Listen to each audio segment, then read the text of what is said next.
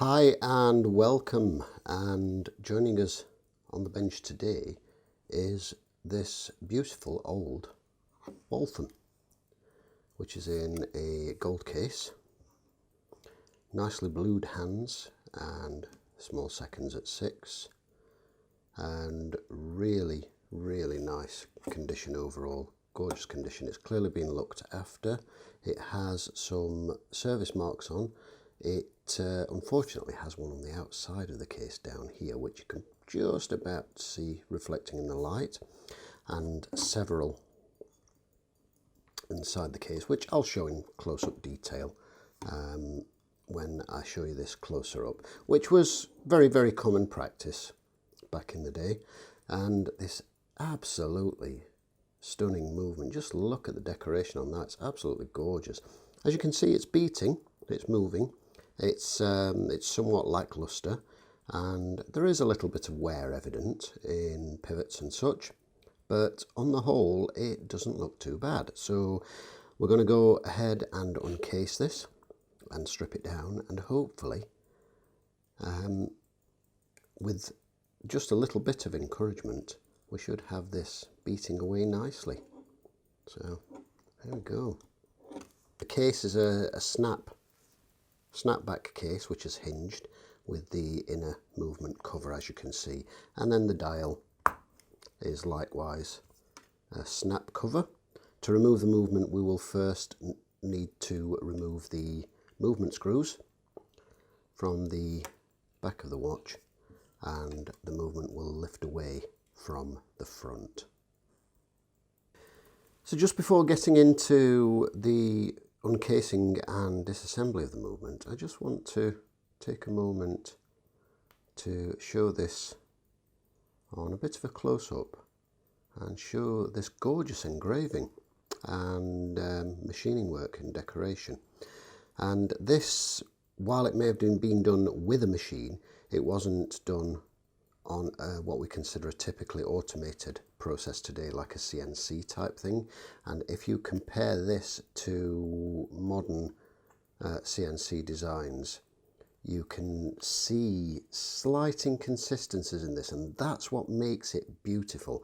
That's, as daft as that might sound, it's the fractional inconsistencies, the slight variances that make the difference. And this bit here, for example, if you just look at this wave pattern, you can see that that's not a perfect waveform. That has inconsistencies, which suggests that it's been decorated on possibly on a machine, but operated by a person, rather than a machine that's making fractional micrometric perfect adjustments. And the same with this wave pattern up here as well, and that's what makes it such beautiful decoration. You can see the perlage on the base plate, and this is something else that you often see on older watches, which you just do not see on more modern ones, apart from very high-end ones, because this is a part of the movement that few people ever see. And even from the point of view of the wearer opening this, you typically wouldn't see the entire underneath of this plate, and it's quite likely that the entire underneath of this plate is actually decorated in perlage, not just this section here. I won't know for certain until I've dismantled this, but that's not an uncommon occurrence. So it's absolutely gorgeous. Really nice. It's quite a pleasure to work on things like this. And there we can see the Waltham, Massachusetts logo reflecting nicely in the gold case back there, as you can see. A beautiful watch.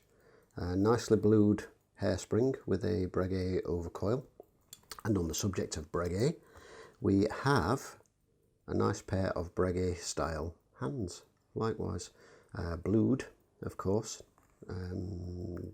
This is a proper heat blued process, unlike many modern watches which use a coating or a chemical process. And the screws securing the movement in place are here and down, oops, down here, if I can move this into frame down here. Once these are loosened, the movement will actually come out of the front of the case. So I'm going to zoom back out and we're going to get this movement uncased now. So here we are with the movement in the case, and we need to uncase this, and quite unusually and kind of nice in a way, we're actually using some of the larger screwdrivers, as you can see here, compared to, for example, here's a couple of the ones I'm in the process of using on a Citizen 8110 bullhead chronograph that I'm currently working on, and you can see the distinct size difference between the two, and I'm quite used to working with the smaller ones, usually the sort of middle of the range as your typical Swiss watches, but it's nice every now and again to have to get the larger drivers out to do their thing.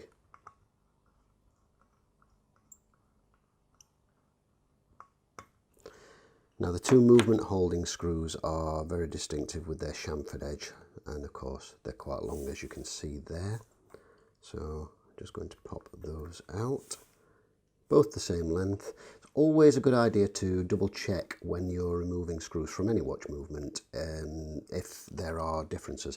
Quite often in Swiss watches you'll find movement holding screws have different lengths because one has to avoid catching on a certain part of the movement. You'll see this quite often in chronographs, for example. Always worth checking. Before I go any further, even though the balance is no longer oscillating, as you can see, I am going to just let down the remainder of the mainspring power, of which there was a bit, like so. And then I'll pop round to the front of the movement, and this should come out of the case like so. You'll need to wiggle off of the stem, whoops, get that in frame so you can see what's going on. Like so, you can see the square cut piece of the stem there, and that locates in the square cut hole at the top there. And there's the movement. So we have the case just here in its 4 parts.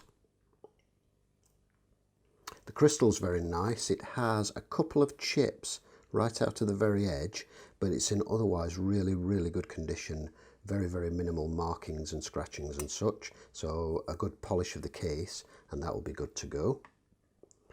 And then we've got the movement down here. So the first thing I'm going to do is remove the hands, and what I should have done first before uncasing this, of course, is align them to make that easier. So I'm just going to pop this back in the case and do that. Let's go ahead and remove the hands.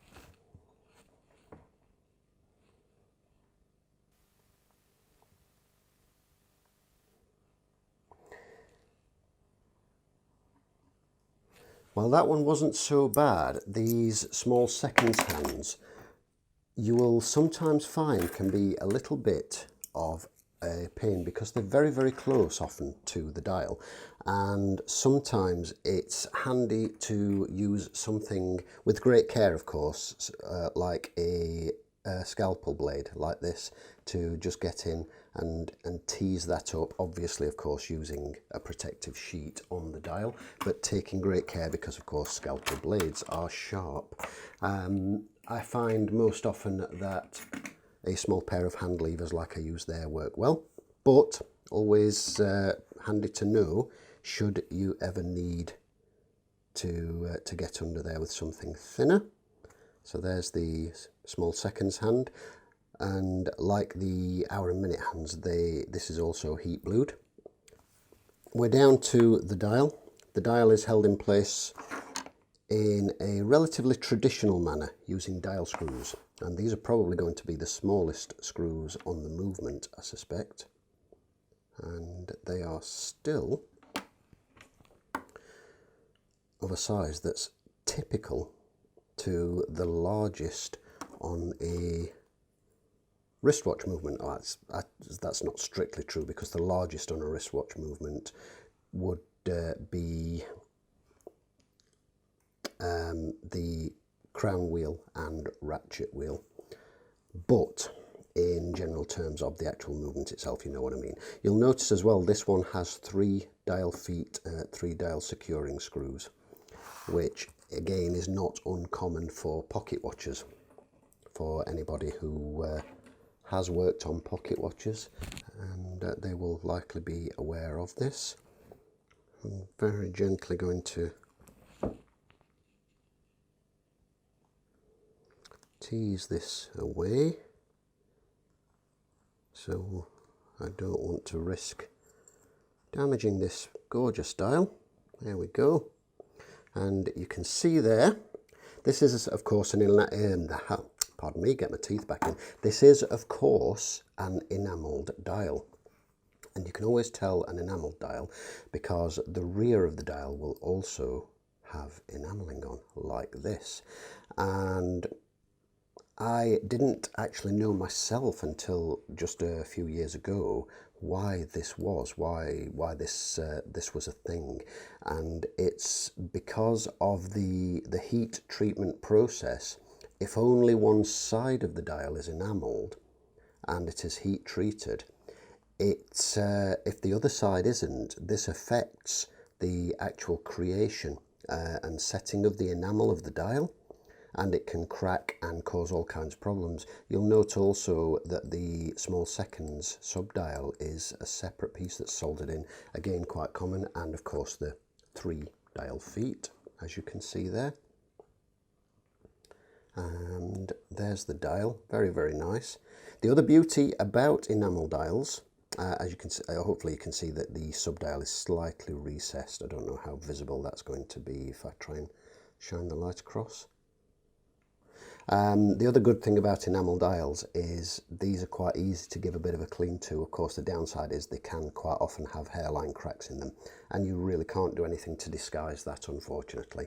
But unlike a damaged dial on a wristwatch, they can often look quite appealing, whereas damaged dials on wristwatches, I see and hear the word patina thrown around at will leisurely in watch circles when it comes to dial damage, and I think there's a degree of dial damage that's acceptable, and then there's a point where it's just not, certainly to my personal taste, and I'm not a fan of people using the word patina when in reality it's damage. You know, it's either mildew or mold, moisture, or what have you damage, even sun damage to a degree. If there are things called tropical dials, and while it's technically still damage, that I think can be acceptable. It can make for a very unique and quite pleasant look,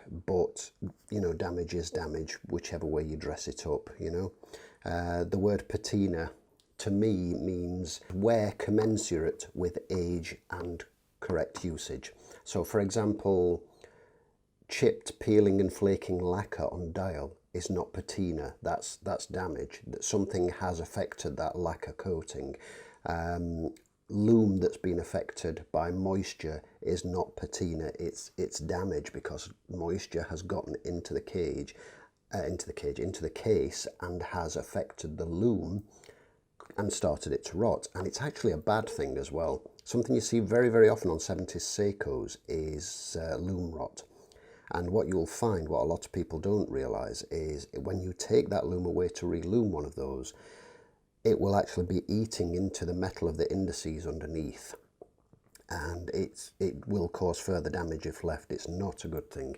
So anyway, that's going kind of veering off the subject a little bit there, but we've got this beautiful condition enamel dial, as you can see, and that's going to be put to one side with the hands out of the way, and then back to the movement a moment. And on the dial side, we've got a fairly conventional type of setup, so very, very much like the kind of setup you'd see in a modern wristwatch, in the sense that we have the hour wheel, minute wheel with a cannon pinion underneath the hour wheel. And then the keyless works. The keyless works is very slightly different because part of the stem system is actually fitted into the case already, as you can see, and it just has a square section which locates into that. So rather than a long stem, that's what we have. And then, of course, we've got the jewels, or in this case, bushings. These are, this is primarily bushed, this movement. The actual jewel count is quite low, but again, this wasn't uncommon in earlier ones. So we're going to take off the hour wheel because that will fall off otherwise. And I'm going to pop this over, and before we do anything else, remove the balance so that I can pop that safely out of the way and it's not going to risk getting damaged.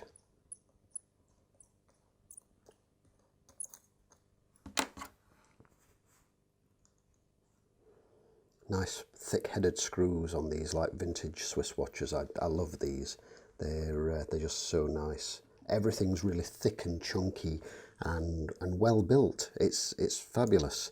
Small and delicate and what have you is great. It's fascinating, and it's incredible what can be done in the world of modern horology. It truly is. But I do like the good old-fashioned chunky manufacturing of watches of old. It has a real charm about it, and I think it's possibly because when I first started working on watches, this was precisely the kind of thing I used to see regularly. So I then had quite a break from it, and when I came back to it, I started working on more watches and more modern watches, and things like Seiko, for example, I had never actually worked on prior to the break that I had. That was a whole new ball game for me, and seeing the differences. So there we can see the decoration, as mentioned previously, continuing around there. I'm pretty sure that this is going to be all around the base plate, as mentioned. And again, you've got a nice chunky pallet bridge there as well. But let me just get this balance in so that you can have a good look at it.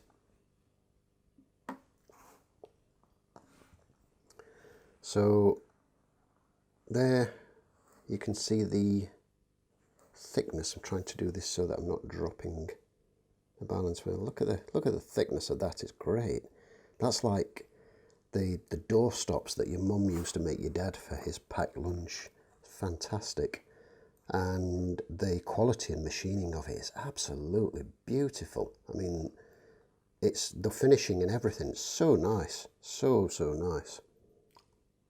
So I'm going to pop that out of the way so it's nice and safe. And then we'll carry on with this side.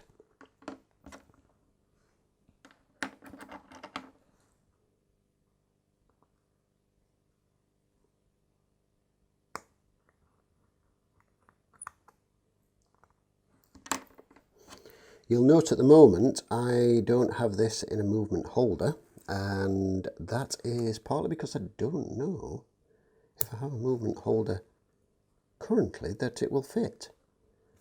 But I will try in a moment. There we go. So we have this cover plate here which partially covers the minute wheel and the intermediate, the winding wheel.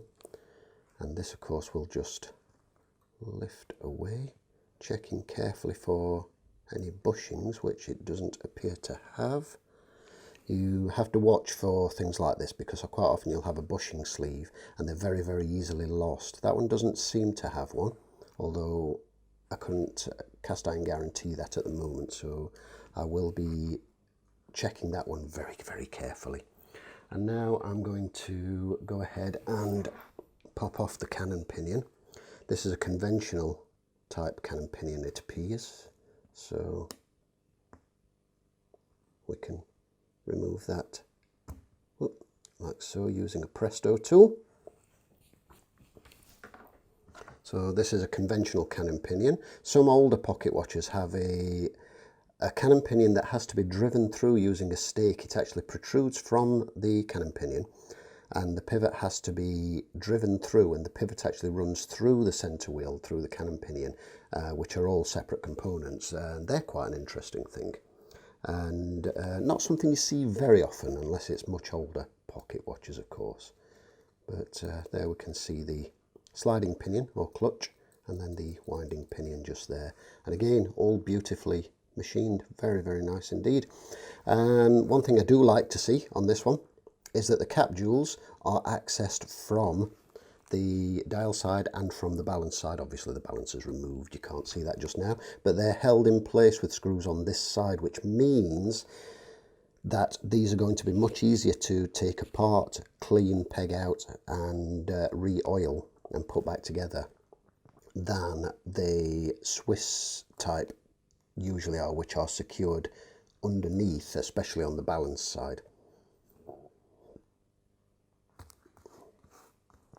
So got a very plain face on this side with a serial number, but still beautifully machined, really, really nicely made, excellent quality. And I'm going to have a bit of a look at some end shakes and side shakes, because I did notice that there is some wear on some of these pivots on an initial inspection, and while it's not horrendous given the age of the watch, it's definitely there, it's noticeable, so a little bit of adjustment's going to be needed, but the end shake is fine there, and very little side shake on the second wheel. That's good, because the second wheel is one of the worst as a rule because it's driven directly from the mainspring barrel. The mainspring barrel seems to have a slight amount of wear, but it does seem to be very slight. So I'm just going to pop the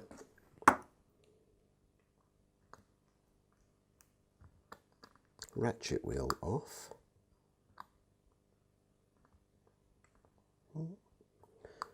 I think I actually need to sharpen that one. That's my largest screwdriver. It doesn't get used very often, but I think I might need to dress that one.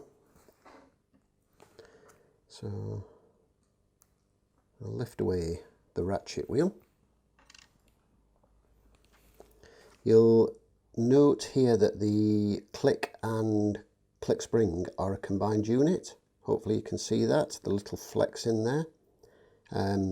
This is again very similar to what you'll see on old Swiss watches, and something that perhaps some of you might not be aware of is the earliest Swiss watches, when they first gained a name for themselves, were copies of English initially and then American pocket watches, which in their day were the best in the world. They were the standard for quality. So Swiss wasn't always the standard for watchmaking excellence. Initially, Swiss designs were copied by from English and American pocket watches, and you can see when you look at one of these old Waltham Elgins, that kind of thing, you can really see the quality of them. Gorgeous watches. And the one thing that's a little bit sad is, living in the UK, the opportunity for getting decent ones of these at a decent price are slim, because there aren't as many as there is in the US. So you've definitely got a much better chance of getting a good Elgin or Waltham in the US for a good price. So, but not so much over here. So we'll remove the crown wheel. This I can see is a two-part one. It has a central core, left-handed thread on the screw as well rather than a right-hand thread, and it has a central core and then the wheel itself, which here you can see this highly polished washer, if you like, this disc here, and then the actual wheel itself. Oh, you come now. Oh, it actually has another inner core. There's the the inner collar, as it were. Hopefully you can see that okay, yeah. And then the wheel, there we go.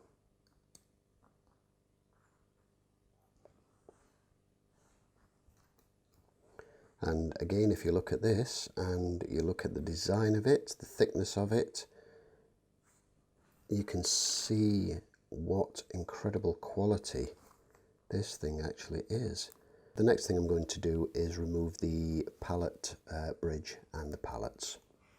And here we return to the movement, which is in my holder, which literally only just fits. Look at that. I mean, that's pretty much at the extent of its travel, and it's an only juster. It really is. But it gives me a more stable base, so that's good. I've never been a big fan of these stacking type movement holders that were once very popular. The ones that remind me of cookie cutters or scone cutters. I'm sure those of you who have worked in a kitchen or bake know the kind of things I mean, but you know, the kind of things that when you make scones and you roll the dough out and you cut the shapes, and you can get a set of stacking, typically plastic or wooden movement holders, which used to be very, very popular with the guys that used to service pocket watches, because it covered a vast range, very wide range of sizes. But I've never been a huge fan of those personally. They're not very stable, and I find they tend not to hold things very stable. So apologies if there's just been a change in my voice right at this moment. Here it is. I'm just leaning forward to unscrew the pallet bridge.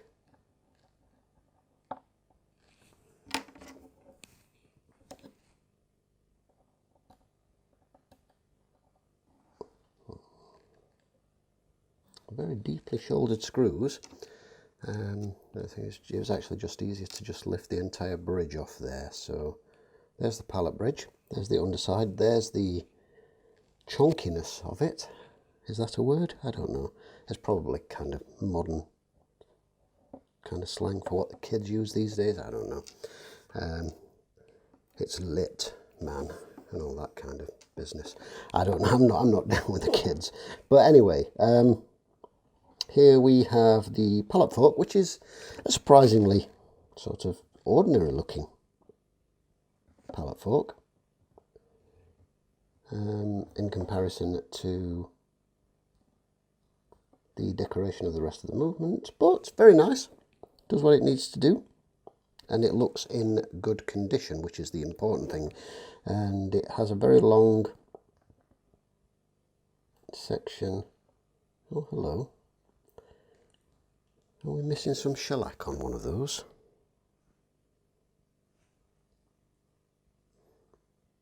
That's rather unusual.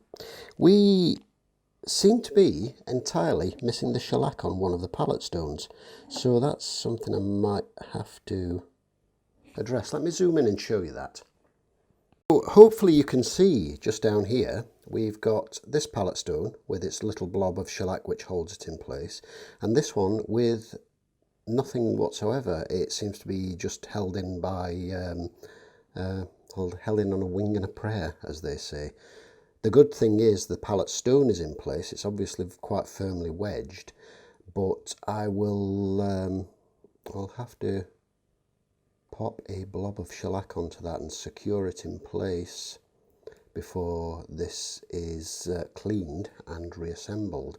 I will probably give it a little dip in some one dip first, and then I will stick a little blob of shellac on there to secure that jewel before it goes into the cleaning machine. Very unusual. I've not seen anything like that before.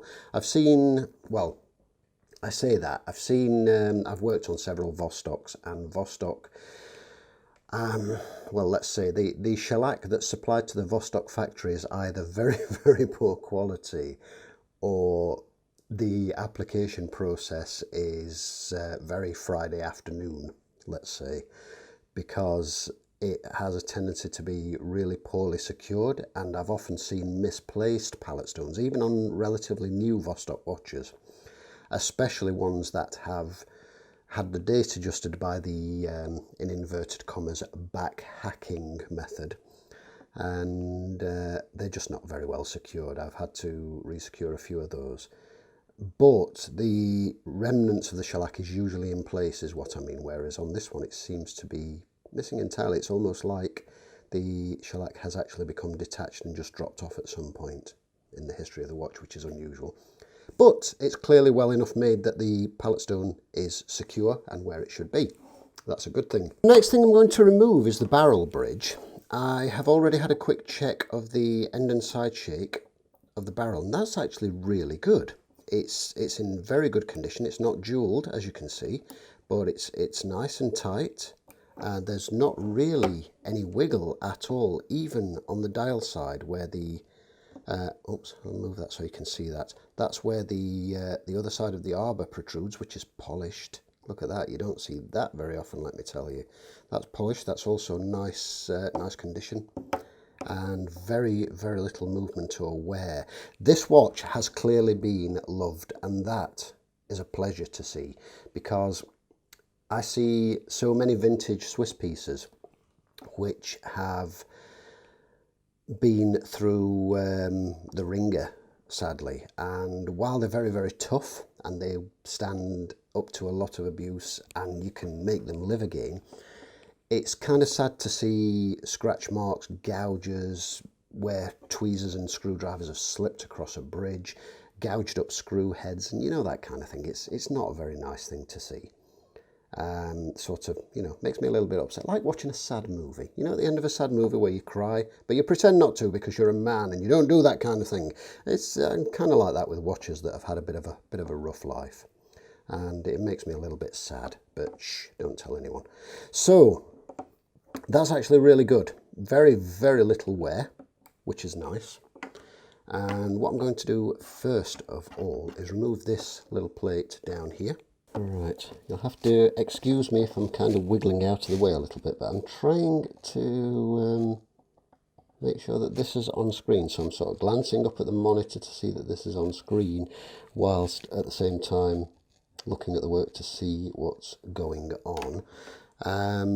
I will say I've recently bought a couple of new additional bits for my tripod setup, so that I can hopefully actually move the tripod from directly over me, which is where it is at the moment, and it kind of restricts my elbow room a little, which makes things just a little bit awkward, because every time I move my elbows I can kind of knock the camera like this, as you can see. I've bought an extension arm and a ball head so I can try to jiggle things around a little bit and allow the camera to be directly above me without anything in my way to for my elbows to jiggle and knock. So hopefully that will work. I have yet to find a minute to set it all up and test it, but we'll move that plate there, and as you can see under there is just a thick plate. Okay, I expected that to be holding something related to the keyless works, but apparently not. That is fine. However, I'll just pop that to one side. It's obviously just a base plate to prevent wear on the main plate of the watch. I'm just going to now remove the click and click spring combined, which is something I normally don't do on most movements, and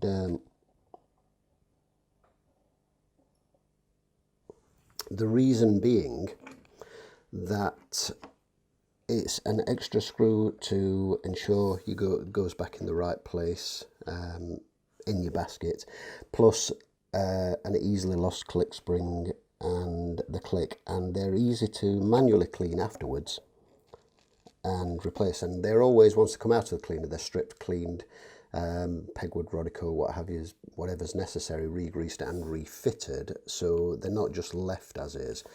But with this click type being this sort of combined unit like this one here, and the screw being unique to that, it's not a problem. Also, with this being a relatively simple movement construction wise, there's not that many screws to worry about.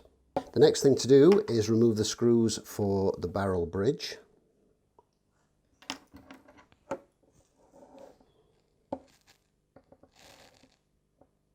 This is held by 3 screws. I'm so used to working on smaller watches, it feels really odd reaching for larger drivers than I'm used to using.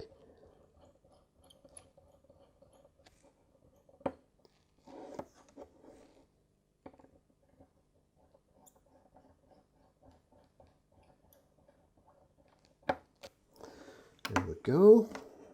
3 screws. These should all be of equal length, but as mentioned previously, I'll pop these down here so that you can see them as they come out. As mentioned previously, always a good idea to take them out and put them side by side and have a comparison, just to make sure that one of them is not shorter than the others. As you can see, these are all the same length and type, so that's fine. Doesn't matter which way they go back in because they're all the same. And at this point we can now remove the barrel bridge, which is nice and free. I can see that already. That's it. Just put that through there.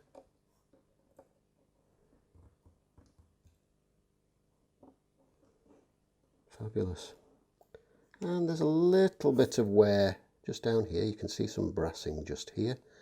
Minimal wear up here on the barrel arbor. Here, of course, we can see the mainspring barrel, which we can now lift out. We should be able to tease that out of there. Yep, like so. Beautifully finished again, like the rest of the movement, as you can see, and as suspected, the perlage does indeed run right the way around. Little bit of wear rubbing on there, so possibly indicative of a fractional amount of play in the lower barrel arbor, but it's certainly not enough to be a cause for concern as yet. Certainly doesn't require bushing or jewelling in its current state.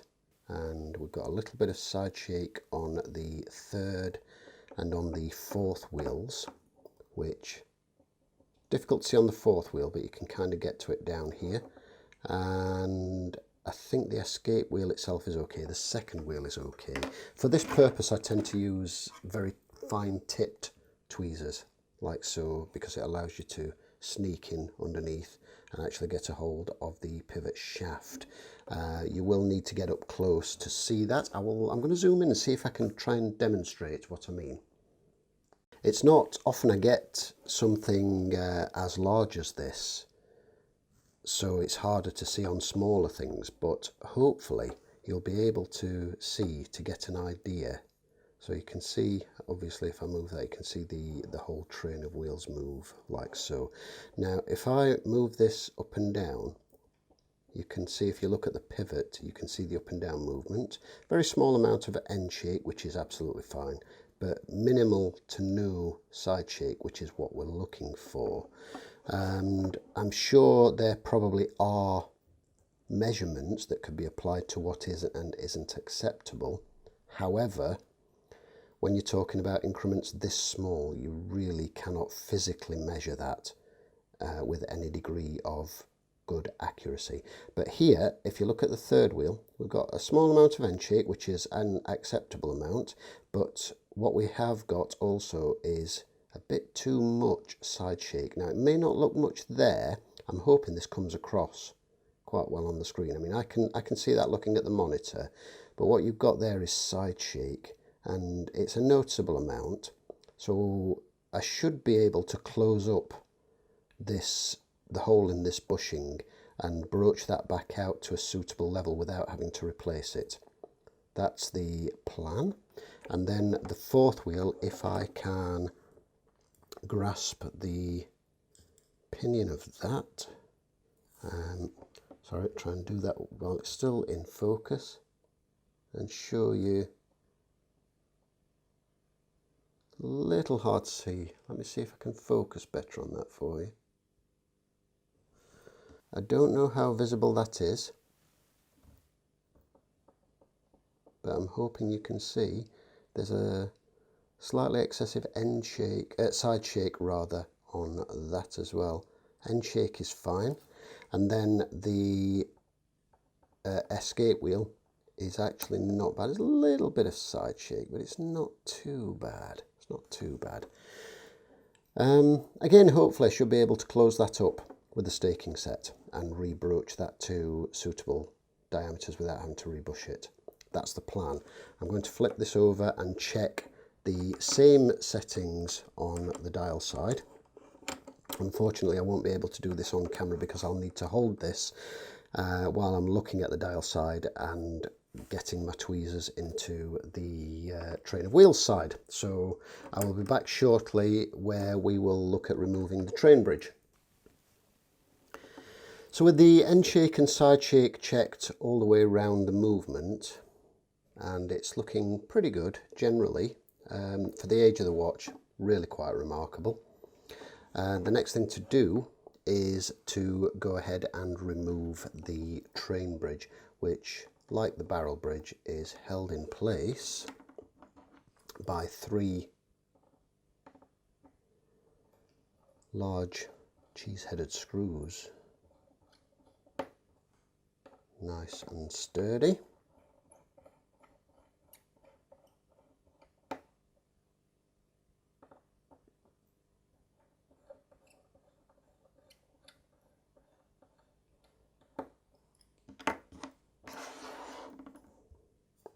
These screws will most likely be exactly the same as the screws for the barrel bridge. They are indeed. I will show you those in a second. They are also all of the same length and type as per the barrel bridge ones. And scooting close to show you the screws for the train bridge. These are all exactly the same as the ones for the barrel bridge, so that's 6 identical screws. And I say again, when removing a bridge with more than one securing screw, always a good idea to compare them, just in case you've got one that is shorter or longer than the others, which does happen more often than you would imagine.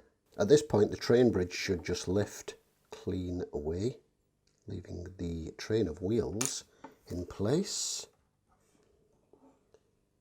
Very nice condition. See the serials stamped on all of the parts.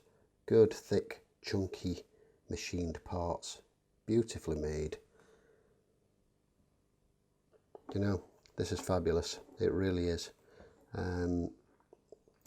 This really harkens back to memories of my dad saying to me as a child, "They don't make things like they used to, son." And this is precisely the kind of thing he was talking about. And it's just such a charming thing to see. It's fabulous. It really is. So let's start removing the train of wheels with the second wheel. Third wheel.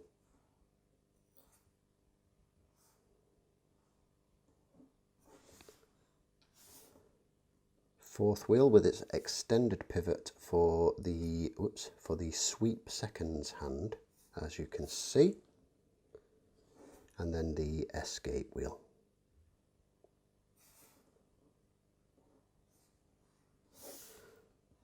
They all appear at a glance to be in pretty good condition, but they will all be checked under the microscope, as is the typical practice. when I disassemble a watch.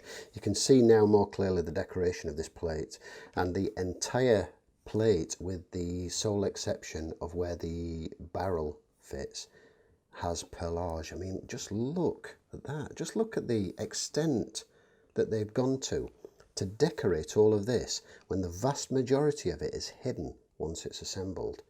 It's absolutely incredible. So what we're going to do now is remove this little cover disc.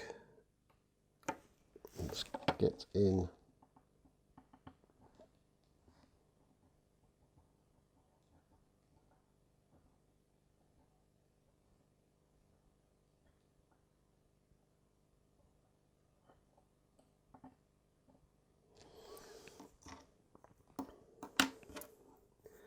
And hopefully, as I lift this clear, the spring will not ping. They're usually quite good, but there you go. Fantastic. And that shows you how these two parts interact. This is in effect your setting lever and your yoke. And this U-shaped spring is what holds them together under tension and allows them to interact together. And as you push this up, like so, let's try and demonstrate this and hope it doesn't go flying. So as you pull this up, you can see it goes flying. Excellent. So I will be back after I've spent 20 minutes on my hands and knees finding those parts, but hopefully that demonstrated how this operates. Welcome back, and 20 minutes later, as said, and a good look around the floor, we have located a screw, which would be from my box of spare screws, which was about 3 weeks ago when I was locating a spare screw for a broken one in a movement I was working on, and a collar for a Seiko pin and collar bracelet. That's where that one went. That was last week. And of course the missing parts, which you can see reassembled here. I'm just showing those as they are fitted.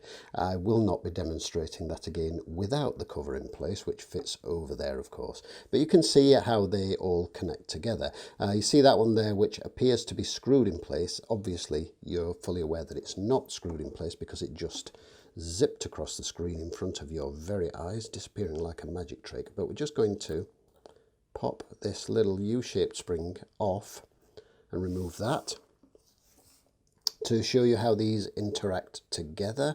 This simply sits here and bears on this screw head down here, like so. Just lift that away and move it, and then this one here, which obviously pivots up and down here, it actually pivots on this screw head, which is fastened into the plate, like so, and just lifts away, like so. We can remove this sliding piece here. You can see that this has actually got a slight bend in it, which provides a bit of tension, or as we like to call it, a slight bend, which provides a bit of tension.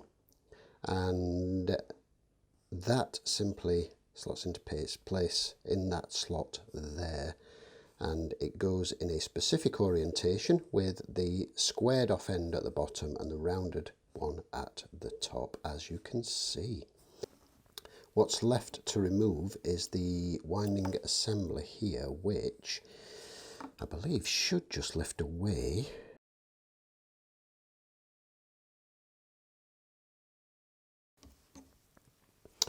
So we'll move down to the mainspring barrel and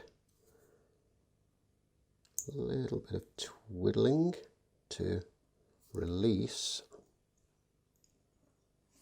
the barrel arbor, which has a squared section, hopefully you can see there, which engages with the barrel itself, and then the other side with a squared section to go with the ratchet wheel. Need to turn this appropriately to, oops, there we go, to release the lid. And inside we can see the original blued mainspring and the barrel arbor. Not the arbor. This is the barrel arbor, but the actual winding pole is part of the barrel lid, as you can see there. This is in very good condition internally. I'm going to pop the spring out and see what that looks like. These are typically quite tired after being cooped up in a mainspring for several years. So we'll see how that looks. Now, it's not looking particularly fantastic. That is reasonably set, as you can see. So I will have to see if I can get a hold of a replacement for that. But it's otherwise quite clean and in decent condition, as are the barrel walls and the floor and lid of the barrel. They're actually surprisingly good. So we're down at the bare bones of the movement at this point. The only thing remaining to do is to remove the cap jewels here to peg out the jewel prior to cleaning. That will be refitted along with the balance. I've still got to wiggle this out of here, which is just being a little bit reluctant at the moment, but not wanting to force anything or risk damage. I will work away at that, and I will report back regarding that. One other thing I want to show before I put this, get this ready for the cleaning machine, are the banking pins here. And this is something that would be seen on higher quality watches back way back when, and you can see these what look like two little crosshead screws down here, and these are for adjustment of the banking pins. They're basically blank brass pins with an eccentric pin on the other side for the banking pins, and these can be adjusted in or out for fine-tuning the banking pins. And cheaper ones would typically just be bent to fine-tune and adjust the banking pins, but yes, that's again another nice thing to see, high quality stuff. In this little additional part which I had to film after cleaning, I show you the disassembly process of this, because you'll recall it was a little bit reluctant to come loose, and it was due to this part here which needs to come away from the plate, and unfortunately it was prior to cleaning, it was all a bit too sticky to do so. And in watchmaking, when you're servicing anything or disassembling or reassembling anything, it's always a good rule of thumb that you should never have to force anything, but sometimes things can get stuck and gummed up.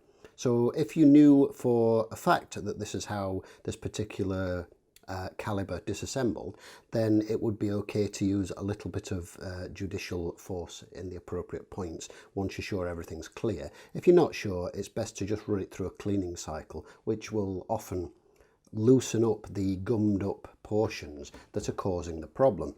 To demonstrate how this actually comes apart, the whole unit will push out using applying pressure to the underside of this bit here. It has a portion, down here, which juts out, and you can apply pressure there.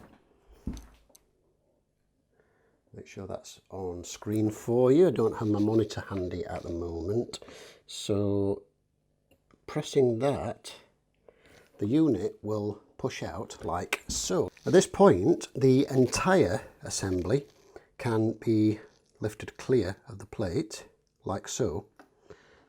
Pop that down there, and I will show you the component parts. We'll just strip that apart. So to disassemble this, you can see we can wiggle away this bottom piece, like so, that fits into the main plate. I'll just sit that over there. We can then take away the winding pinion from the top, and you can see if I flip that over, this is exactly the same as you would get in a modern watch. It's just that this part of the stem forms part of this inside the watch rather than being an elongated stem. We can then take away the sliding pinion, and you'll see that there's a pin which just slides out like so. The whole assembly is as you see here. These two components are what you would typically have in a movement before you fit the keyless works, and then you would fit the stem through it. this would be part of the stem that attaches to your crown on a wristwatch, a modern wristwatch. And you can see the squared section and the rounded section, just like a stem that you would have on a wristwatch. It's just that this remains in the case, and then you have a squared off section which fits into this upper part, like a wristwatch, a pocket watch key of old, which allows you to wind and set.